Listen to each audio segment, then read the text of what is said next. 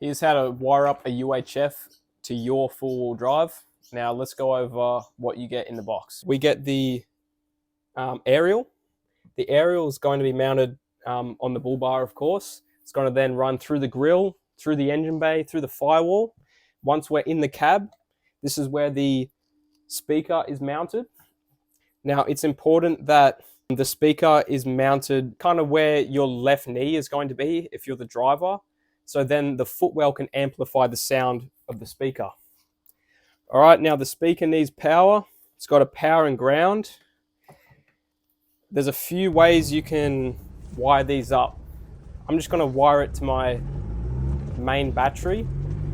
Now that means I'm going to have to remember to turn it off. Otherwise, it will always stay on and it will drain my battery. Some people like to wire it to the cigarette lighter, which is good because the UHF will turn on when the ignition's turned on. But to be completely honest, I can't be bothered to do that. Crimp and solder a couple terminals on them. Bracket for the speaker, handheld, and a bracket for the handheld.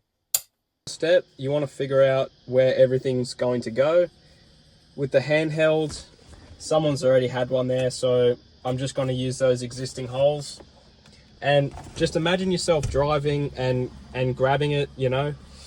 So I've taken off these trim pieces here, so I can imagine where it's going to sit, and I can imagine where the cables are then going to go. So just so you can hide them a bit better. And the most important thing is you need to make sure the cable is long enough to where you need it to go. Let's find the right size terminals that we're going to crimp on. And you want a bit of wire sticking out, not too much. And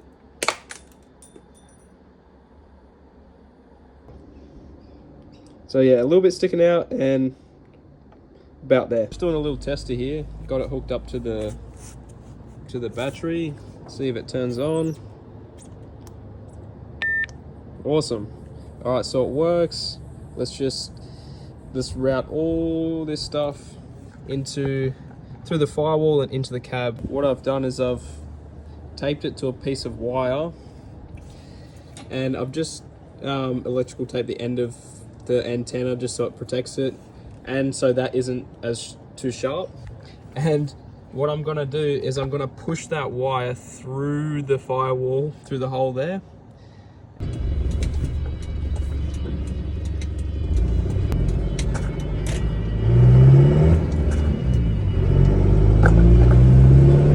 Oh, you are back there.